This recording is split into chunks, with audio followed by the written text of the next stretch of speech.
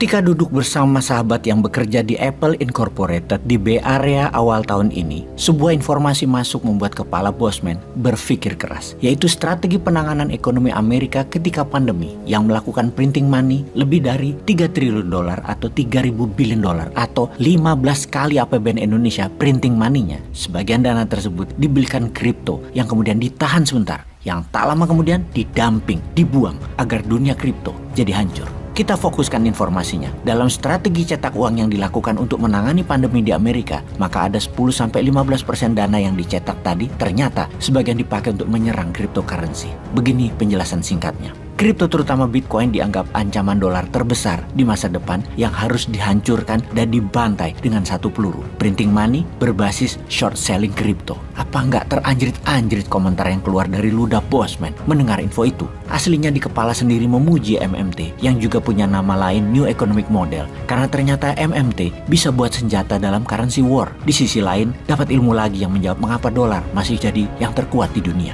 Canggih defense sistemnya dolar itu. Kok kepikiran aja para ahli-ahli di Pentagon itu ya? Sebelum menjelaskan lebih lanjut, kita harus mempelajari mengapa warfare atau sebuah negara menjalankan strategi menyerang demi survival of the nation. Demi utuhnya dan kehidupannya sebuah negara, maka berperang atau menciptakan peperangan jadi dipentingkan. Bukannya damai itu lebih baik. Di sini kita harus membedakan apa itu manusia sebagai pribadi, manusia sebagai family atau keluarga, manusia sebagai makhluk sosial, manusia sebagai makhluk politik, manusia sebagai bangsa, dan manusia sebagai negara. Bernegara itu tidak sama dengan bersosial.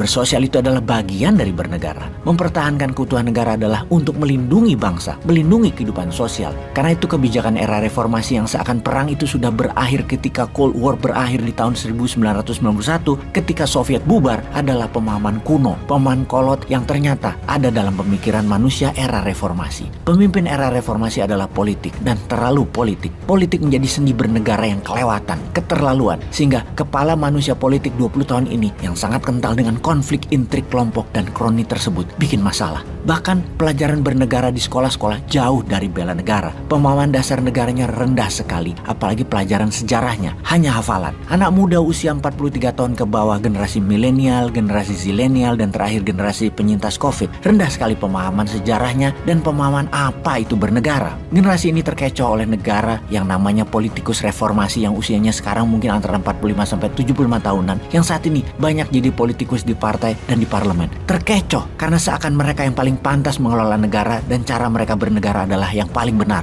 Bersama informasi ini sesungguhnya adalah otokritik, karena Bosman pun termasuk bagian dari yang mengecoh, yang sekarang tersadar bahwa semuanya sudah berubah dan harus berubah lagi. Jadi kita rangkum dua informasi awal. Printing money memukul musuh dolar yaitu cryptocurrency dan menjadikan uang beredar untuk meningkatkan produksi serta kebutuhan yang merupakan bagian dari perang currency. Dan pentingnya perang untuk survival of the nation. Perang ada banyak bentuknya, ada biological warfare, ada economic warfare, ada currency warfare, terus ada belasan, dan tertinggi adalah military warfare, perang bedil-bedilan. Bicara military warfare, apakah benar Amerika dan Tiongkok akan berperang di tahun 2025? Benarkah akan terjadi dalam 2 tahun lagi? Sekarang kita melihat datanya dulu. Sama seperti tahun lalu, Bosman dengan rinci menjelaskan movement atau pergerakan tentara Rusia di perbatasan Belarusia ke Ukraina dan perbatasan Rusia ke Ukraina yang makin hari makin intens sehingga perang tak terelakkan. Saat ini pun sama antara Tiongkok dan Amerika. Kita akan detailkan fakta lapangan. Amerika dulu. Amerika meningkatkan akses militer Amerika di Filipina hingga 2 kali lipat jumlah personelnya dalam beberapa bulan ini, termasuk peralatan militer Amerika di pangkalan Amerika di Filipina. Kemudian Sekjen NATO,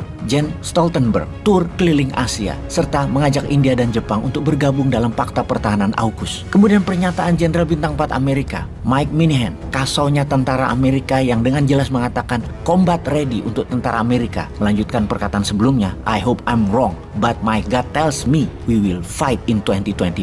Dia mengatakan dalam konteks perang dengan Tiongkok tentunya, karena Xi Jinping mengatakan dalam awal jabatan ketiganya di tahun 2022 kemarin, Xi Jinping dengan jelas mengatakan akan mengambil Taiwan untuk menjadikan satu negara, satu sistem. Kemudian Taiwan akan ada pilihan raya di tahun 2024, yang mana gerakan pembebasan anti Tiongkok yang ingin Taiwan merdeka, Partai Kuomintang, kemungkinan besar akan dimainkan dalam tanda petik oleh sang paman, Uncle Sam. Di sisi lain, Amerika tidak mau perang langsung di Ukraina melawan Rusia dengan hanya mengirimkan senjata dan alat perang tanpa mengirimkan tentaranya. Sementara dalam hal Taiwan, Amerika mengirimkan langsung tentaranya, yang mana di Filipina, di pangkalan Luzon, jumlah kekuatannya sudah 2 kali lipat meningkat dibandingkan 10 tahun terakhir, dan dan terus akan meningkat. Ini harus kita waspadai tentunya. Selain di Filipina, Amerika juga meningkatkan buffer area peralatan logistik di Kepulauan Guam. Dengan saat ini sudah ada 5.000 marinir di pangkalan tersebut. Mao Ning, juru bicara Kementerian Luar Negeri Tiongkok, dengan keras mengatakan Amerika untuk tidak mengintervensi kebijakan satu China, menyatukan Taiwan dengan Tiongkok. Kemudian memperingati Amerika jangan pernah menjadikan Taiwan negara merdeka. Dan terakhir,